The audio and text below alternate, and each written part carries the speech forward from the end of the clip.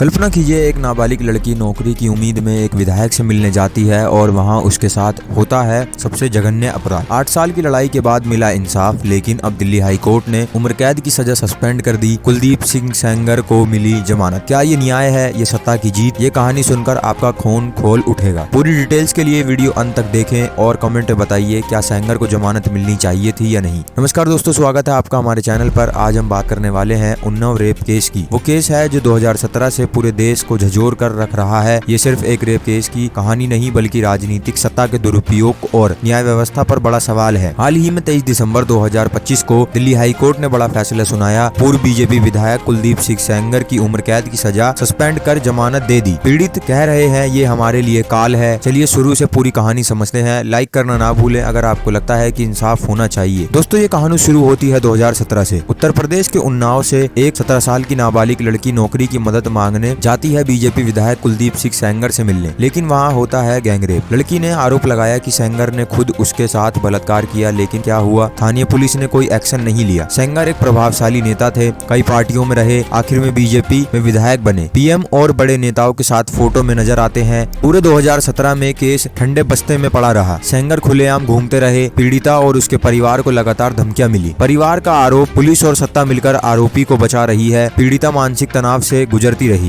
फिर आया turning point. 8 अप्रैल 2018 इंसाफ न मिलने से टूट चुकी पीड़िता ने लखनऊ में सीएम योगी आदित्यनाथ के आवास के सामने आत्मदाह की कोशिश की। ये घटना पूरे देश में फैल गई। मीडिया ने कवरेज किया, सोशल एक्टिविस्ट ने आवाज उठाई। अगले ही दिन पीड़िता को और उसके पिता को पुलिस कस्टडी में मर गए। परिवार ने इसे हत्या कहा। पुलिस की भूमिका पर सवाल उठे। विपक्ष ने सीबीआई जांच की मांग की। सुप्रीम कोर्ट ने केस को यूपी से दिल्ली ट्रांसफर कर दिया। 2019 में दिल्ली की 30 हजारी कोर्ट ने सेंगर को दोषी ठहराया। नाबालिग से रेप का उम्र कैद की सजा और 25 लाख का जुर्माना का सजा सुनाई। पीड़िता की लड़ाई की बड़ी जीत थी ये। अलग से पिता की कस्टोडियल डेथ में सेंगर को 10 साल की सजा मिली। लेकिन अब 23 दिसंबर 2025 को दिल्ली हाई कोर्ट ने नया ट्विस्ट दिया। जस्टिस सुब्रमण्यम प्रसाद और जस्टिस हरीश वैद्यनाथन शंकर की बेंच ने सेंगर की उम्र कैद सस्पेंड कर दी और जमानत दे दी। अपील पेंडिंग रहने तक कोर्ट ने कहा सेंगर ने पहले ही 7 साल 5 महीने जेल में काट लिए, जो पोस्को की मिनिमम सजा से ज्यादा है। साथ ही सख्त शर्त, दिल्ली में ही रहना, पीड़िता के घर से 5 किलोमीटर दूर नहीं आना, धमकी नहीं देना, पासपोर्ट सस्पेंड, हर सोमवार पुलिस स्टेशन हाजिरी। लेकिन ध्यान दे, सेंगर अभी जेल में ही है क्योंकि पिता की डेथ वाले केस में 10 साल की सजा अलग चल रही है। उसमें बेल नहीं मिली। पीड़िता ने इस फैसले को काल कहा, मौत जैसा। कहा अब हम सुरक्षित नहीं महसूस करते। उनकी बहन ने कहा हमें तो जेल में डाल दो, वहाँ ज्यादा सुरक्षित लगेगा। दिल्ली के इंडिया गेट पर प्रोटेस्ट किया, लेकिन पुलिस ने मां को मैन हैंडल किया। बस से उतारने की कोशिश की। राहुल गांधी ने इसकी निंदा की। कहा रेपिस्ट को बेल और विक्टिम को क्रिमिनल जैसा ट्रीटमेंट, क्या यही न्याय है? पीड़ित राहुल गांधी से मिले, अच्छे वकील की मदद मांगी सुप्रीम कोर्ट के लिए। दोस्तों, अच्छी खबर ये है कि सीबीआई इस फैसले को सुप्रीम कोर्ट में चैलेंज करने जा रही है। सीबीआई का कहना है ऐसे फैसले संवेदनशील केस में न्याय की भावना को कमजोर करते हैं। जल्द ही एसएलपी फाइल करेंगे। पीड़िता भी सुप्रीम कोर्ट जाएंगी। अब सबकी नजरें सुप्रीम कोर्ट पर है। क्या इंसाफ बचेगा या ऐसी ताक पर चढ़ जाएगा? ये केस सिर्फ एक रेप का नहीं, ये दिखता है कि सत्ता के सामने आम आदमी का इंसाफ कितना कमजोर हो जाता है। क्या प्रभावशाली लोग कानून से ऊपर हैं? क्या पीड़िताओं की सुरक्षा सिर्फ कागजों तक सीमित है? देश के सामने बड़ा सवाल है, न्याय है या सत्ता की जीत? दोस्तों, आप क्या सोचते हैं? कमेंट में जरूर बताइए। सेंगर को जमानत मिलनी चाहिए थी या नहीं? क्या सिस्टम में बदलाव की जरूरत है? वीडियो पसंद आया तो लाइक करें, शेयर करें और चैनल को सब्सक्राइब करें, बेल आइकन दबाकर, ताकि इसे इंटरेस्टेड अपडेट्स मिस ना हो। मिलते हैं अगली वीडियो में, तब तक के लिए बने रहे वायरल समाचार के साथ।